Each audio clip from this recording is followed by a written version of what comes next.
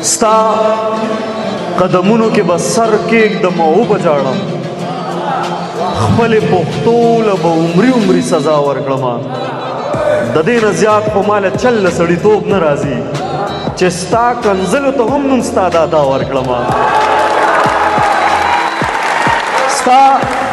قدمونو کې به سر کېږدم او وبجاړم خپلې پښتو له به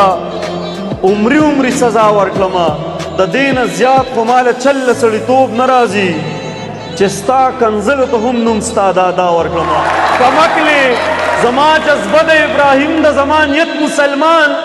زما ایمان دی چې بوتان به د کعبې نه وځي کمکلې مونږ خو پښتانه یو ګنې ستا هېرول دومره اسان لکه چپلې چې د خپې نه وځي تېره روژه دې ویل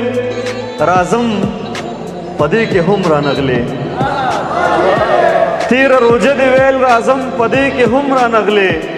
رامعلومیږي بله هم په انتظار وباسم ستا د ښایست د غرور غر که تر اسمانه دنګ شي زما پښتو دا ده چې زه پکې لار وباسم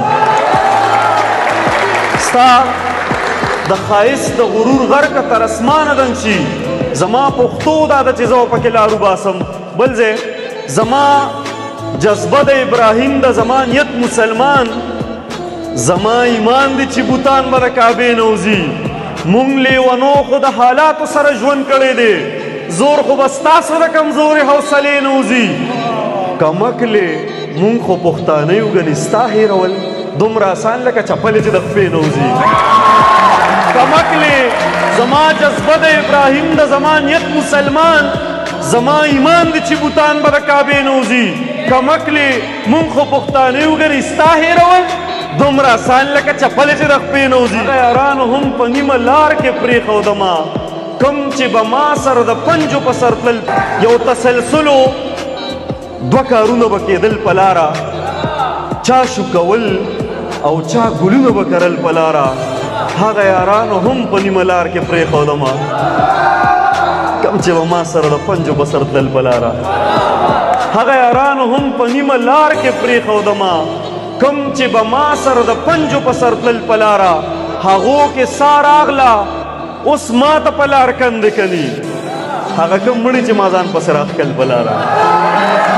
هغو کې سا راغله اوس ما ته په لار کندې کني هغه کوم مړي چې ما ځان پسې راښکل په لاره په داسې دشتو تېرېدو د ژوندون په سفر د ډېرو ښو خلکو زړونه درزېدل په لاره په داسې دشتو تېرېدو د ژوندون په سفر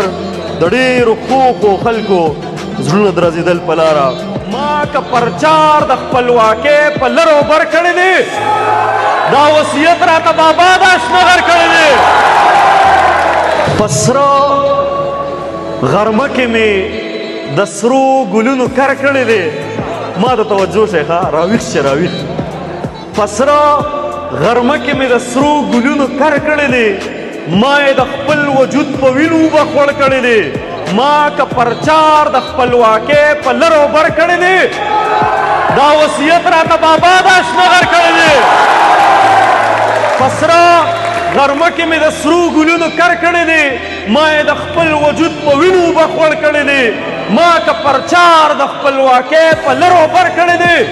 دا وصیت راته بابا دا شنغر کړی دی هغو ته ووایې ما که پرچار د خپلواکۍ په لر او بر کړی دی دا وصیت راته بابا دا شنغر کړی دی ستا د ټوپک په رسا ډزو مې پروا هم نه وه خو تا ګزار د خپلې ژبې په خنجر کړی دی هغو ته ووایې چې خپلې روجې بیا ونیسي هغو ته ووایې چې خپلې روجې بیا ونیسي چا چې زمونږ په جدایۍ باندې اختر کړی دی هغو ته ووایې چې خپلې روجې بیا ونیسي چا چې زمونږ په جدایۍ باندې اختر کړی دی ما که جواب ستا د هر لفظ په زیر و زور کړی دی خو تا هم سوال بیخي د عقل نه بهر کړی دی ما که جواب ستا د هر لفظ په زیر و زور کړی دی خو تا هم سوال بیخي د عقل نه بهر کړی دی